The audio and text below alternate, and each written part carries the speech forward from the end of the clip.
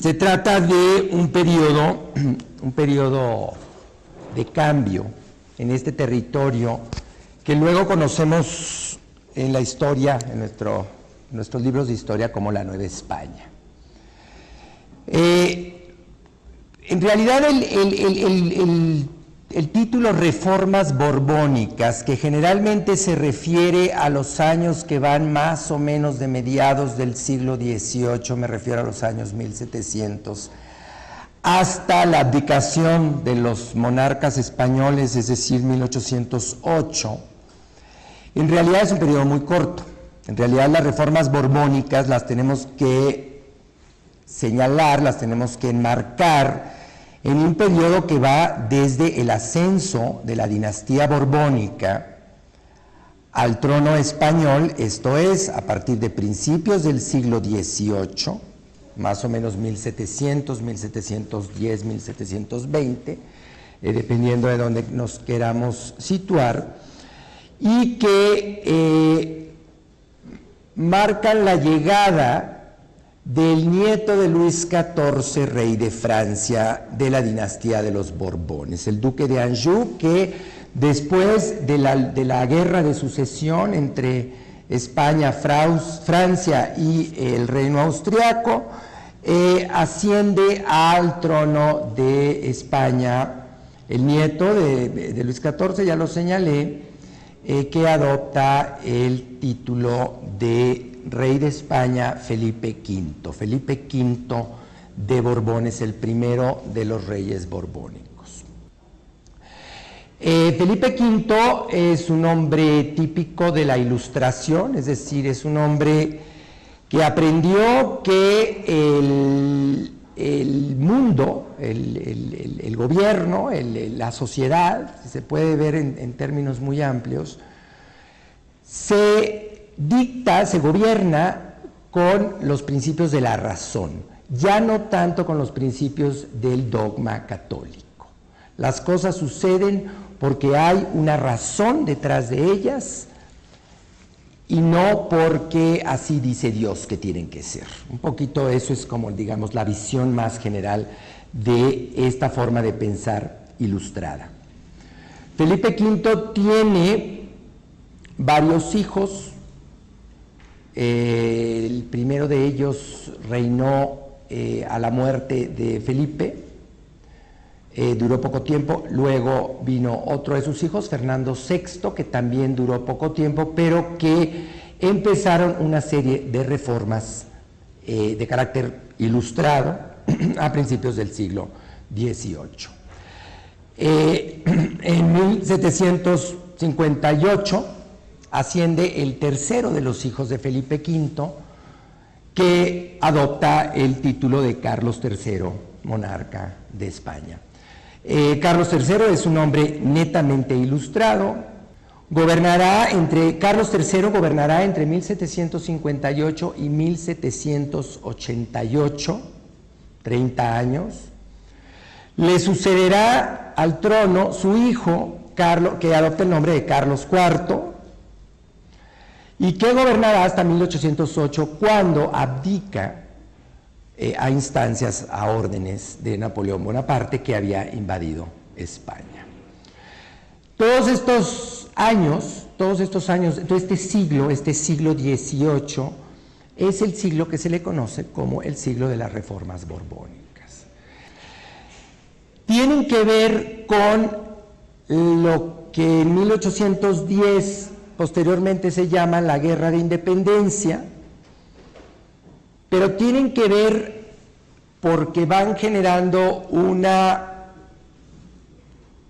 condición en la Nueva España, en la sociedad de la Nueva España, que provoca que los últimos años antes de la Guerra de Independencia, me refiero más o menos entre 1790 y 1810, las crisis que se dieron, las crisis económicas, las crisis sociales, las crisis políticas, cayeron en terreno fértil en una sociedad que había experimentado durante buena parte del siglo XVIII cambios muy importantes y como cambios muy traumáticos, ¿no? Una de las grandes reformas borbónicas que se dieron desde España en el siglo XVIII fue la implantación de las secretarías de Estado, el Ministerio de Estado dividido en Ministerio de Hacienda, Ministerio de Guerra, Ministerio de Marina, Ministerio de Indias, Ministerio de Gobernación. Es decir, ya no tenemos, todavía tenemos los viejos consejos, Consejo de Indias, Consejo de Guerra, Consejo de Hacienda, pero están dominados, si te podría decir así, por los secretarios de Estado. Y la política que se va a dictar desde España hacia las tierras americanas, en concreto me refiero al caso de la Nueva España, va a provenir de los secretarios de Estado, de los ministros de Estado. La idea de ministro tiene que ver más con una monarquía que la idea de secretario, que tiene que ver con una administración más moderna, así es que podríamos llamarlos ministros de Estado. ¿Qué es la Nueva España en aquel entonces? Estamos hablando de lo que conocemos como México hoy y toda la porción norte de Nueva España, lo que es ahora la porción sur de Estados Unidos, sin una definición muy clara de cuáles son esas fronteras norteñas.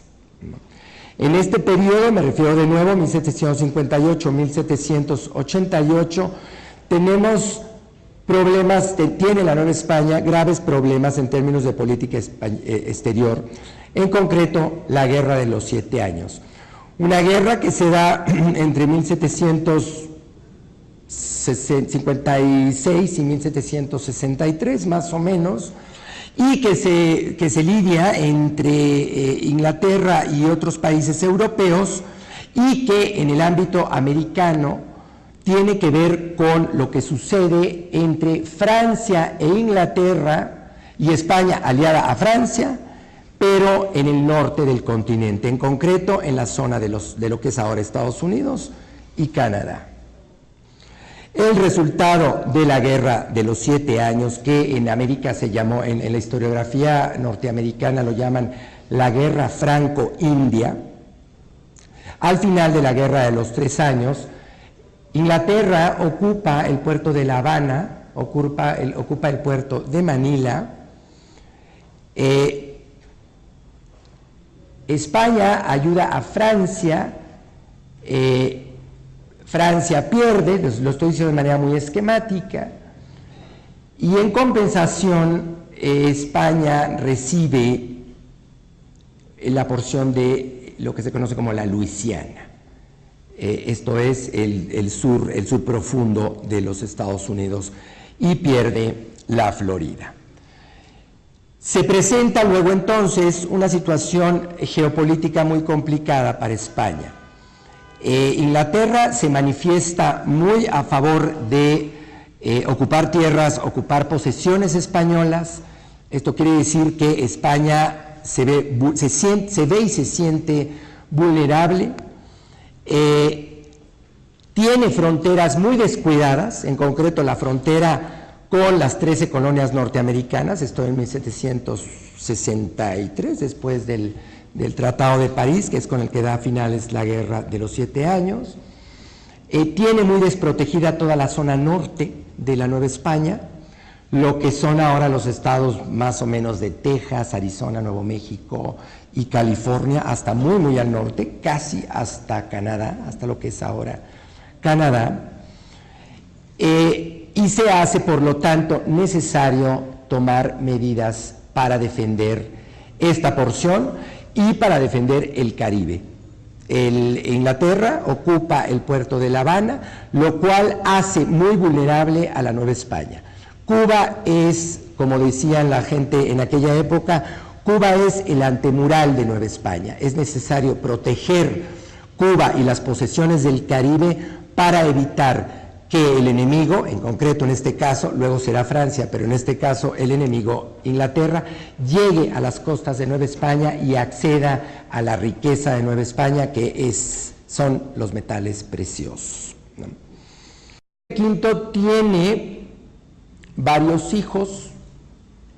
El primero de ellos reinó a la muerte de Felipe. duró poco tiempo. Luego vino otro de sus hijos, Fernando VI, que también duró poco tiempo, pero que empezaron una serie de reformas de carácter ilustrado a principios del siglo XVIII. En 1758 asciende el tercero de los hijos de Felipe V, que adopta el título de Carlos III, monarca de España. Carlos III es un hombre netamente ilustrado. Carlos III gobernará entre 1758 y 1788, 30 años. Le sucederá al trono su hijo, Carlos, que adopta el nombre de Carlos IV, y que gobernará hasta 1808, cuando abdica a instancias, a órdenes de Napoleón Bonaparte, que había invadido España. Todos estos años, todo este siglo XVIII, es el siglo que se le conoce como el siglo de las reformas borbónicas. Tienen que ver con